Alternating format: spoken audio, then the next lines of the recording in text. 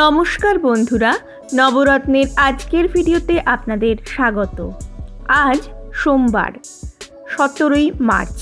17ই March আমেরিকাতে Saint Patrick day উদযাপন করা হয়, তাই আজ নীলের স্কুল ছুটি। ছুটির দিনে তাই সকাল থেকে নীলকে একটু বাংলা পড়তে বসিয়েছি আজ। আকাশের গান, ঘন শ্যাওলার দল জলে ভেসে যায়।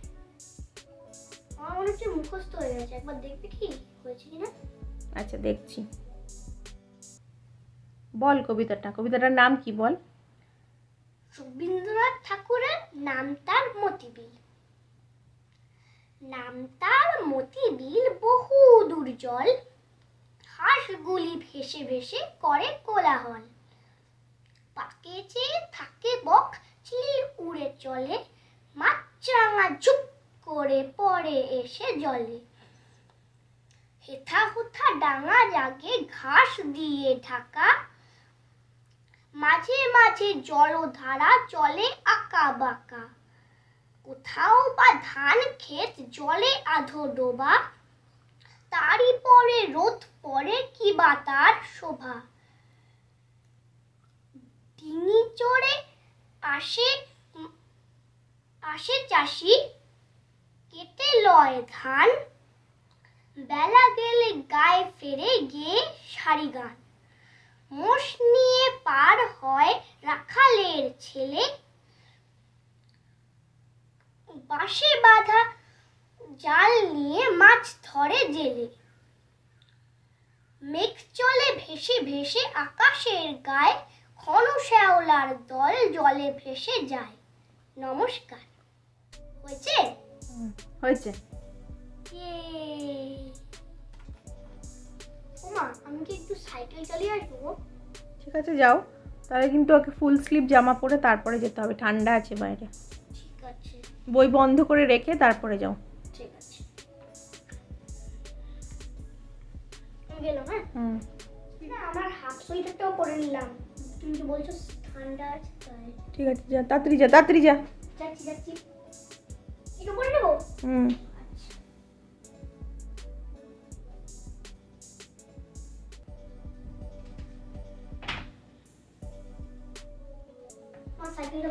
হেলমেট পর। নীল যতক্ষণ বাইরে সাইকেল চালাতে যাবে, সেই ফাঁকে আমি কিছু কাজ সেরে নেব। তারপর ও এলে আমরা মা ছেলে মিলে কিছুক্ষণ সময় কাটাবো। এর ফাঁকে দুপুরের রান্নাটাও আমাকে সেরে নিতে হবে। তারপর দুপুরের লাঞ্চ করব। বার করছি, তুই দরজাটা খুলে বেরো।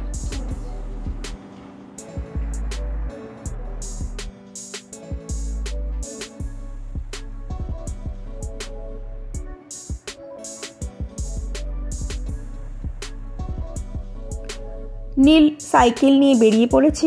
এবার আমি লাঞ্চটা তৈরি করে নিই। আজ দুপুরে দই ইলিশ রান্না করব। তার জন্য ইলিশ মাছটাকে আমি আগের থেকে ভালো করে ধুয়ে রেখে দিয়ে এসেছি। এবার বাকি জোগাড়গুলো করে নিই। প্রথমে আমি মিক্সিং জারে 2 চামচ কালো সর্ষে, 1 চামচ পোস্ত আর একটা কাঁচা লঙ্কা আর নুন দিয়ে একটা পেস্ট তৈরি করে নেব। নুনটা আমি এখানেই ব্যবহার করে নিচ্ছি, ঝোলে আমি আলাদা করে আর নুন ব্যবহার করব না। প্রথমে মিক্সিং জারে কোনো রকম জল না দিয়ে আমি এই সর্ষে পোস্তটাকে একটু বেটে নেব। তারপর এতে সামান্য পরিমাণ জল দিয়ে আবার ভালোভাবে বেটে নেব। প্রথম থেকে জল দিলে অনেক সময় পোস্ত, সর্ষে এগুলো একটু দানা দানা থেকে যায়, তাই প্রথমে একটু শুকনো অবস্থায় ঘুরিয়ে নিয়ে তারপর জল দিয়ে বাটলে আমার মনে হয় বাটাটা খুব ভালো হয়। যাই হোক, আমার সর্ষে পোস্ত বাটা হয়ে গেছে। এবার আমি 3টে ইলিশ মাছ আগে থেকেই ধুয়ে রেখেছিলাম, সেগুলোকে নুন হলুদ দিয়ে খুব ভালো করে মেখে নেব।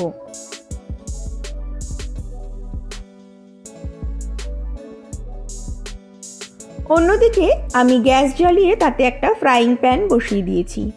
এবার তাতে সর্ষের তেল গরম করে ইলিশ মাছগুলোকে একে একে ভেজে নেব।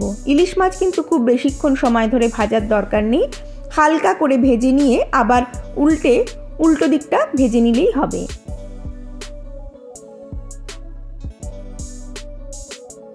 ইলিশ মাছকে না ভেজে নিয়ে কাঁচা অবস্থাতেও এই দই ইলিশ রেসিপিটা তৈরি করা যায়, তবে আমি আজ একটু হালকা ভেজে নিয়ে করছি। এর আগেও আমার এই চ্যানেলে দই ইলিশের একটি ভিডিও আমি পোস্ট করেছিলাম, সেই ভিডিওর লিঙ্কটি আমি এই ভিডিওর শেষে দিয়ে দেব, আপনারা চাইলে দেখে নিতে পারেন। মাছগুলোকে দুদিক হালকা হালকা করে ভেজে নিয়ে আমি এবার তুলে রাখবো।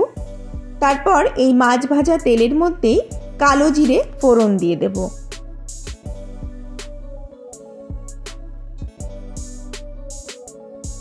ফোড়নটাকে কয়েক সেকেন্ড একটু ভাজা ভাজা মতো করে নিয়ে আমি যে সর্ষে, পোস্ত ও কাঁচা লঙ্কার পেস্টটা তৈরি করে রেখেছিলাম সেটাকে এবার তেলের মধ্যে দিয়ে দেব।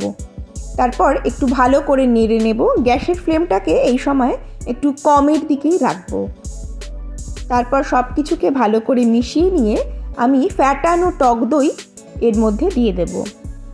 গ্যাসের ফ্লেমটাকে বাড়ানো অবস্থায় যদি টক দই দেওয়া হয় তাহলে অনেক সময় টক দইটা ফেটে যায়, তাই গ্যাসের ফ্লেমটা অবশ্যই কম রাখবেন।